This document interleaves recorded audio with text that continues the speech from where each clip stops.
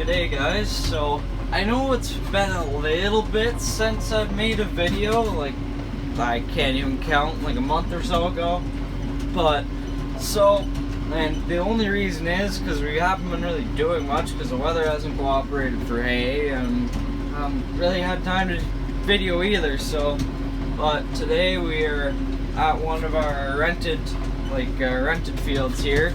We got all the home farm done. I would have videoed that, but I was just way too busy to video. So currently we are at a rented farm. So as you can probably tell already, we did some square bales. I'm raking this. It's currently about 7 o'clock at night, give or take. But the only reason we didn't square bale this is because this got cut today, and when it came to raking it and time to bale it, it was just too wet, obviously. So now it's about 7 o'clock at night. It was cut about 9:30 in the morning. It was ready at like 5 o'clock, but that's when we're milking, so we couldn't get time to rake it. So we're raking it tonight, and then we're gonna bale it in the morning. We're just gonna do this round bale. We did the outside, like I guess 3/4 of the field roughly. We did that in squares, which we were gonna do this whole field in squares till this spot was just too wet. So it would be nice if we did the whole field in squares, but the only reason we still do squares is because it's really nice in the winter because we have a hay loft. So we just have them in there, we chuck them down. It is kind of a pain to get them all in, but obviously that's just part of it, but it is lots of fun to do. But right now I am currently raking this field. It's not going to take me too long to do this, 30 minutes max. We have to come back on it because we're doubling it. And our rake, we have our small rake small rake goes to hooked up. We have 100 horse because all of our other tractors are just busy. One's on a bale, like one's on the square baler, and then another one's on the disc bind, and the other one's on the baler. So a lot, like the other 100 horse is on the disc bind. We're probably gonna put this on the disc bind tomorrow just because this one runs it a hair better. But that one was on the disc bind. We didn't really want to unhook it. Then our Massey, which is our 85 horse, is on the round baler, and then our 68 horse, which is our Landini, is on the square baler. And we just don't really want to have that on the rake. One, because it's open cab, but Jerry and I really don't mind. It's just this tractor was the only one available when it came time to rake this in the morning, and currently it's still the only one available, so might as well just use the one that's available. Way too small of a rake for this big of a tractor. Well, but the only good thing is we will not have to worry about lugging down this tractor at all. Actually, our disc bind, which is rated for like 85 to 100 horse, like 100 horse is the best. It's a 2022 New Holland 209, which is a 9-foot. This tractor runs at the best of all the tractors. Obviously 68 horse won't handle it, but out of the other two, this tractor turns the best. When you're starting it, just all in all, just better than the other ones. It's just really nice. And honestly, every tractor has a pros and cons, but this tractor, when it comes to running the disc bind and rake, it's really nice. It's also really smooth because you have the air ride seat, and your cab's actually on a couple inch worth of suspension. If you're wondering what year this tractor is, it's a 2013 Kubota M100 GX. We bought it used, obviously.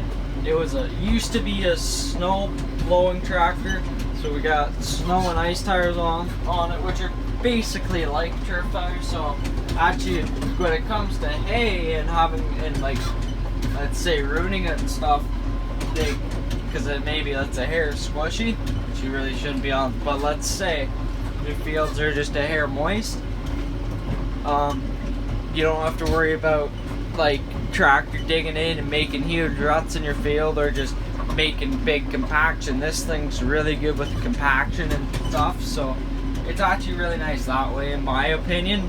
Maybe you guys have different opinions than me.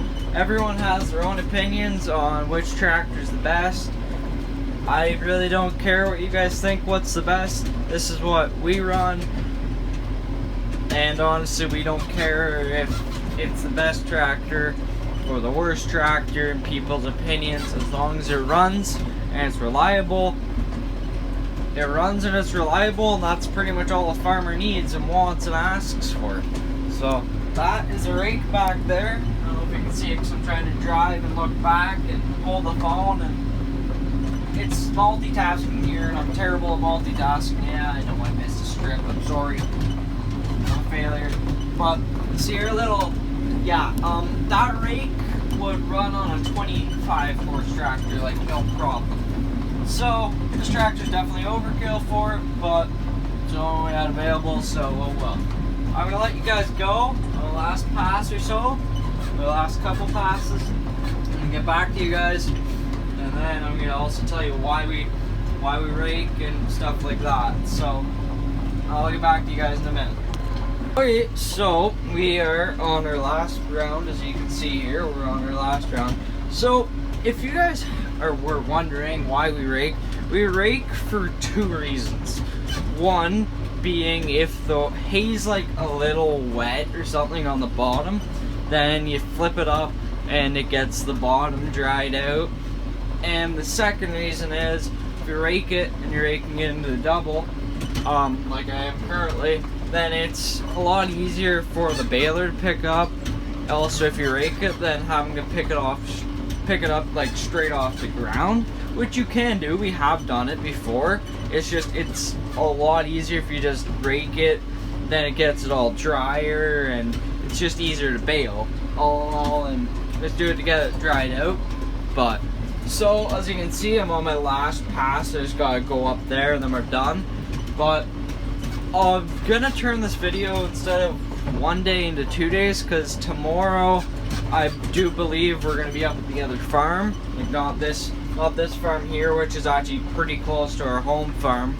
We're not gonna be at this farm, so we're gonna be up at our other farm, and I think I'm cutting tomorrow, so I'll probably just extend this video into 2 days, 3 max, but 2 days, and show you guys like the cutting process too.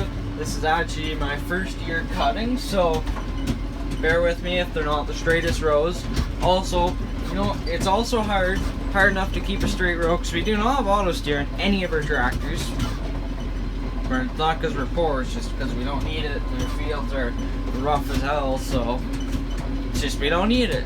So we don't have it on them, any of them, so it is very hard when you don't have auto steer to hold the steering wheel, do a hydraulic, and also hold the phone. I can do it, but when you're doing it, it's really hard, so you just gotta be careful with it. So yeah, I'm probably gonna see we're pretty much done here, and then I'm gonna probably so we'll probably end this video here, and well, I'll see you guys tomorrow. Well, hello guys, so it is the next day now. As you can see, I did a lot more than I probably should have before I started filming, but oh well, that's fine, right? Hope you guys aren't mad at me, but we're about done this field, so as you can tell, we are up at our other farm here now, or maybe you can't tell, but we're up at our other farm here now. So it's the second field I cut today. I would show the first one, but it was rough. Same with this one, but it was rough and everything, and there was a lot going on, and I had people next to me, and we were just all talking, so I couldn't. If you're wondering why I haven't sat down yet, it's because we're still in here, but we are in Lanark, but so we are cutting here. As you can see, I can't get over far enough. I'm trying to multitask, but not going too well. But so as you guys can see, we're cutting. We're in the new Kubota here. Well, new to us Kubota. It's 2013.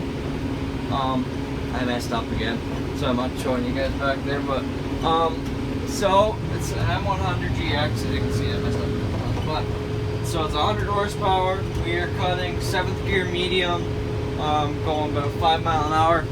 Yes, the other field I did do, I was going faster. I was going about 6.5 to 7 miles an hour, something around that. We the reason I'm not going as fast in this field is the other one was straight roads, this one isn't, and there actually is a lot more rocks in this field. It's smoother, but a lot more rocks. So figured I might as well show you guys, because I did promise you I'd give you guys a day 2 of cutting.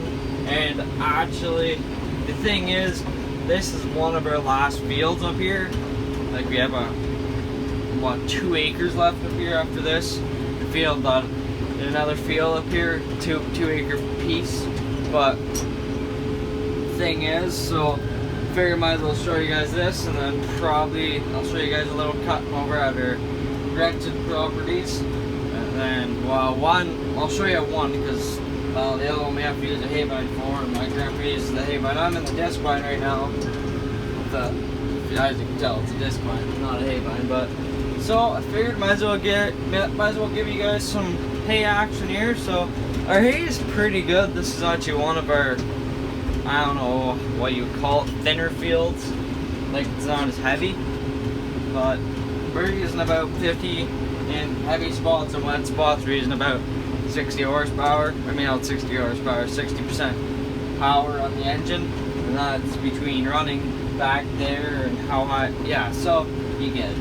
But the thing is, it's not running too hard, and we're running pretty well, and we're just trying to knock out acres, get everything done, cut up at the other farm, get it all cut, raked, baled, and then just work on running loads back after that from all of our farms. This up here is about 20-30 minutes away from our home farm, which some of you guys isn't that far away, but when you're hauling 14 bales at a time, it's a fair piece away, and you have to load and unload all day. It gets kind of annoying.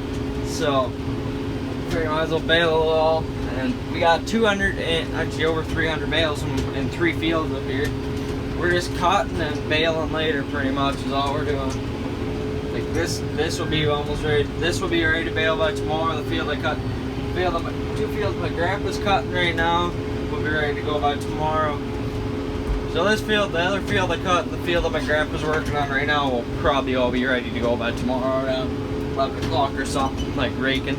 But so it's gonna be tight to get 3 fields done, which that's about 30 acres. So it's gonna be a fair bit to get done today, but we've done it before and we'll do it again, right? So I'll show you guys back here what we're doing. That's just all we're doing, is just chopping the hay down, throw it back in a nice, halfway decently straight windrow. I have steer too, by the way. So yeah, so that's all we're doing. So I'm gonna rake this after. I might be the one raking this, depends what we're doing tomorrow. So I'm gonna shut you guys off now, finish this field, and I'll show you guys at the end. Well, hello again. As you can tell, we're pretty much done the field here now. So we're pretty much about done. We probably got a pass or 2 max left here. If you're wondering why there's strips over there, let's see if I can zoom into that. Those strips there, it's because there's a stone right there. It's big stone. Well, disc vines don't like stones. For you that didn't know, they don't like stones. You break a lot of stuff.